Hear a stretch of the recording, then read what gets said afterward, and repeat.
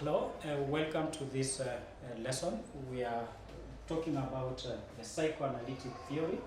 The theory was developed by Freud Sigmund, and Sigmund is now the father of psychoanalytic theory, which is also referred to as a psychosexual theory of personality development. So, according to Freud Sigmund, he was just interested in the behavior of individuals and what could be contributing to the behavior of these people. So Sigmund's Freud psychoanalytic theory is an example of psychodynamic approach to the study of human behavior. So with this approach, it is believed that the unconscious psychological conflicts, they control human behavior.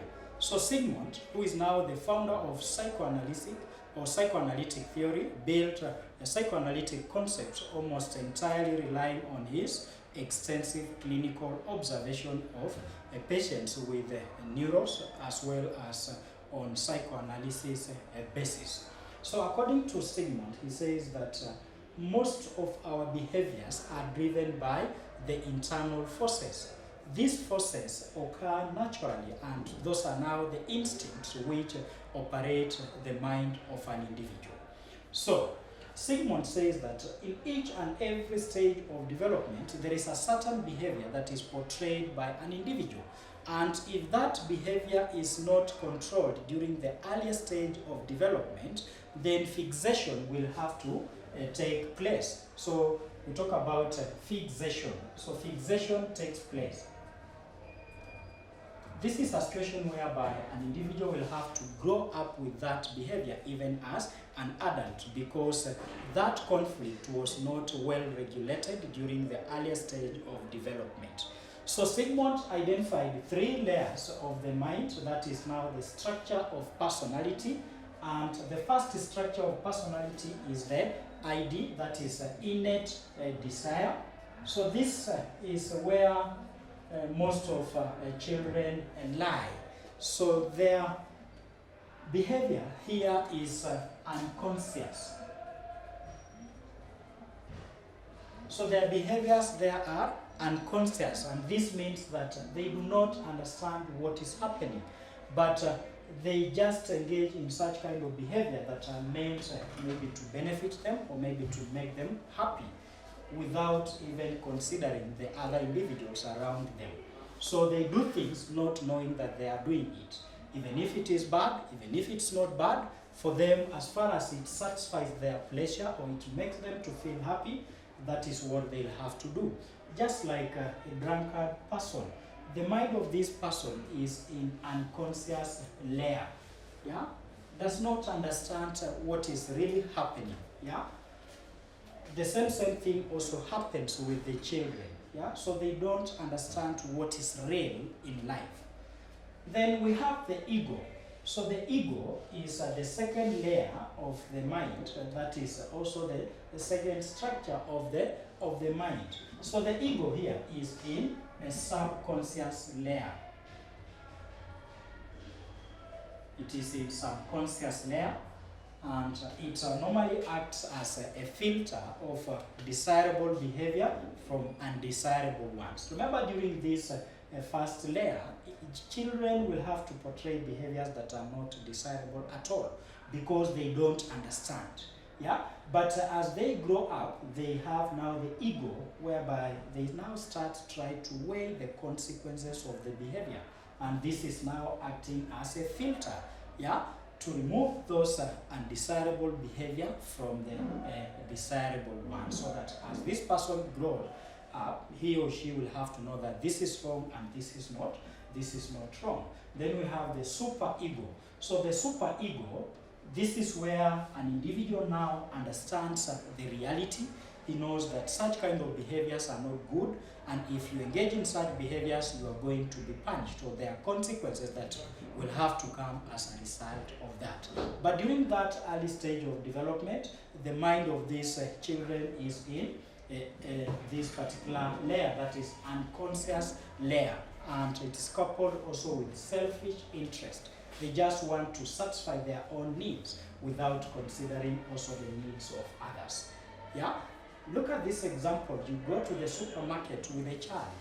yeah, and the child starts maybe crying because he or she has seen a cake somewhere or a bicycle.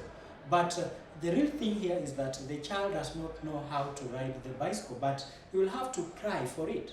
Remember, you only have maybe 100 shillings for maybe sugar or maybe a bread. But the child does not want that. He's crying because he has seen a bicycle. So you need to buy the bicycle for the child so that the child understands the reality there. No. Yeah? Whenever this one happens, they are not ashamed of that. The person who is ashamed maybe could be the caregiver. But for them, they are not ashamed. It's something that will have to release tension within themselves, something that will have to make them happy. Yeah? So that's why we are saying that their mind is in unconscious layer. They don't know what is happening like that. So Freud Sigmund also identified 5 psychosexual stages of personality development. And he says that in each stage of personality development, there is a conflict that an individual will have now to experience or to encounter. If this conflict is well resolved, then development will have to go on smoothly. But if the conflict has not been effectively resolved, then development also becomes impaired. And that's why we talked about what? Fixation, meaning that one will have to grow up with such kind of behavior even as an adult. So the 5 developmental stages include the oral stage. So that is the first stage. And remember, each stage is also linked to a specific part of the body which gives pleasure to an individual. And these parts of the body are referred to as erogenous zones. Erogenous zones. So these are the specific parts of the body that gives pleasure to an individual when that part of the body is put in use. Yeah? So they help an individual to release tension within him or herself. So the first stage is the oral stage of development. So development during the first 18 months of life, in which the infant's pleasure centers now on the mouth. So the mouth is now the oral cavity, is the erogenous zone in this case. Yeah? So whenever this part of the body is put in use, an individual will be in a position now to release tension within him or herself. And this stage is divided into 2. We have the oral active stage, and we also have the oral passive stage. So we have the oral active and oral passive stage. So this oral active stage is where teething has started, and this child or this infant can now use maybe the mouth to bite and also to chew. And that is what makes him or her to feel happy. Then we have the oral passive stage, which takes place when teething has not started. So the activities that are done here is just sucking, and this is now the activity that will also have to help the child maybe to release tension within him or herself.